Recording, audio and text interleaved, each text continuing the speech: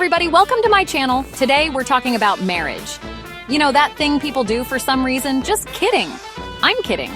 I love love. It's just that marriage, well, it comes with its own set of, shall we say, interesting ideas about how it works.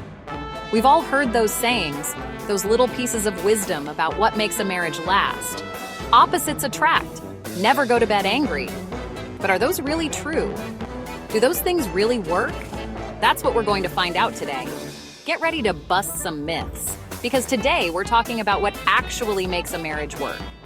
Stay tuned, it's gonna be fun. Okay, first up, let's talk about that whole opposites attract thing. It's a phrase we've all heard, right? The idea that two people who are completely different from each other can come together and create a perfect balance. It sounds romantic, almost like something out of a fairy tale. But let's dig a little deeper into this concept. You know, she loves skydiving. He'd rather watch paint dry. It's a classic example of two people with vastly different interests. At first, it might seem thrilling, the adrenaline junkie and the laid-back observer, but how sustainable is that in the long run? He speaks fluent Italian. She can barely order a pizza. It's charming at first, the idea of learning from each other, of bridging those gaps. But over time, these differences can become sources of frustration rather than fascination. Sure, it sounds exciting, all that difference. But here's the thing about excitement. It fades. The initial thrill of discovering someone so different from yourself can be intoxicating. But what happens when the novelty wears off? That's just science. What happens when the thrill of the opposite wears off? You're left with, well, just plain old opposites. And that can get old fast. The very things that once drew you to each other can start to drive you apart. You're left with, well, just plain old opposites. And that can get old fast. Imagine trying to plan a vacation. One of you wants to go hiking in the mountains. The other wants to relax on a beach. Compromise is key, but constant compromise can be exhausting. What lasts, what really matters, is having shared values. These are the things that form the foundation of a strong relationship. Do you both believe in the importance of family? Do you both value hard work and dedication? These shared values are what will carry you through the tough times. Do you both value honesty, kindness, a good sense of humor? These are the qualities that will help you navigate the ups and downs of life together. When you share these core values, you're more likely to understand each other and support each other. Because those are the things you're going to need when the going gets tough. And trust me, the going always gets tough at some point. That's just marriage. It's not always going to be easy, but having a partner who shares your values makes it a lot more manageable. Disagreements are inevitable, but if you have a strong foundation of shared values, you'll be better equipped to handle them. It's also really helpful to have some shared interests. These are the activities that bring you joy and help you bond. Whether it's biking, playing frisbee, or exploring new places together, shared interests can strengthen your connection. Now, I'm not saying you have to love all the same things. It's perfectly fine to have your own hobbies and interests. In fact, it's healthy to have some independence. But having some common ground, some activities you can enjoy together, that's what keeps the spark alive.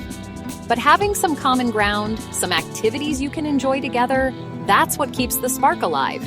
It's those shared experiences that create lasting memories and deepen your bond. So, ditch the myth of opposites attract. Instead, focus on finding someone who complements you, someone who shares your values and interests. It's not about finding your opposite, but finding your equal. Find someone who shares your values, someone you can laugh with, someone who makes you want to be a better you.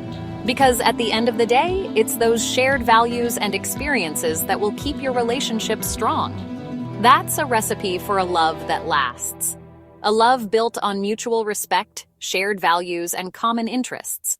So, next time you hear someone say, opposites attract, remember that it's the similarities that truly make a relationship work. Never go to bed angry. We've all heard it. It's one of those age-old pieces of advice that gets passed down through generations, often touted as the golden rule for a happy relationship. It sounds nice, right? Like a recipe for a peaceful marriage. The idea is that you should resolve all conflicts before your head hits the pillow, ensuring that you and your partner are always on good terms. But let's be honest, have you ever tried to resolve an argument at midnight when you're exhausted and cranky? It's not pretty. The reality is, when you're both tired, emotions can run even higher, and misunderstandings can escalate. Sometimes the best thing you can do for your marriage is to take a break. A pause can be incredibly beneficial. It allows both parties to step back, breathe, and gain some much-needed perspective. And I don't mean a break from each other. I mean a break from the argument. This distinction is crucial. It's not about avoiding the issue, but rather about giving yourselves the space to approach it more constructively. Give yourselves some time to cool down, to process your emotions. When you're in the heat of the moment, it's easy to say things you don't mean or to misinterpret your partner's words. Go for a walk, read a book, do whatever you need to do to de-stress. Engaging in a calming activity can help clear your mind and reduce the emotional intensity of the situation. Now, this doesn't mean you should just sweep things under the rug. Avoiding the issue entirely can lead to resentment and unresolved conflicts that fester over time. It's important to address the issue, but do it when you're both calm and collected. When both parties are in a better state of mind, the conversation is more likely to be productive and solutions more easily found. Remember, communication is key in any relationship, but so is knowing when to take a step back. Effective communication involves not just talking, but also listening and understanding. Sometimes a good night's sleep is exactly what you need to wake up with a fresh perspective and a more loving attitude. Rest can bring clarity and a renewed sense of connection, making it easier to resolve conflicts with empathy and understanding. Okay, let's talk about babies. Adorable, squishy little bundles of joy and stress. Lots and lots of stress. Now, don't get me wrong. Kids are amazing. They can bring so much love and laughter into your life. But they can also put a strain on your marriage, especially if you're expecting them to magically fix any existing problems. Here's the thing. A baby is a tiny human who needs your constant attention. That doesn't leave a lot of time for romance, date nights, or even just sleep. If you're not already a strong team, parenting can really test your limits. So, before you jump on the baby bandwagon, make sure your relationship is in a good place. Communicate, connect, and make sure you're both on the same page about parenting. Because, let's be honest, raising a child is a lot easier with two happy, supportive parents. You complete me. It's a line straight out of a Hollywood movie and just as unrealistic. Look, I love a good romantic comedy as much as the next person, but let's be real. You are not two halves of a whole. You are two whole, complete individuals who choose to be together. And that's what makes a relationship strong. When you are happy and fulfilled as individuals, you bring so much more to the table. Don't lose yourself in a relationship. Keep nurturing your own passions, interests, and friendships. It's not selfish, it's essential. When you take care of yourself, you're better equipped to take care of your relationship. So, go ahead, be your own biggest fan. Your partner will thank you for it. Last but not least, let's talk about the myth of the 50-50 marriage. This concept suggests that in a relationship, everything should be split right down the middle, with each partner contributing exactly 50%. But is that really how it works? The idea that everything has to be perfectly equal all the time is not only unrealistic, but also sets up a relationship for potential disappointment. Life is unpredictable, and so are the demands it places on us. Newsflash, life isn't always equal. There will be days when one partner is overwhelmed with work while the other has more free time, or times when one is feeling under the weather and the other is in perfect health. Sometimes one person is going through a tough time or has more on their plate, and that's okay. It's during these moments that the true essence of a partnership shines through. A successful marriage isn't about keeping score. It's about being there for each other no matter what.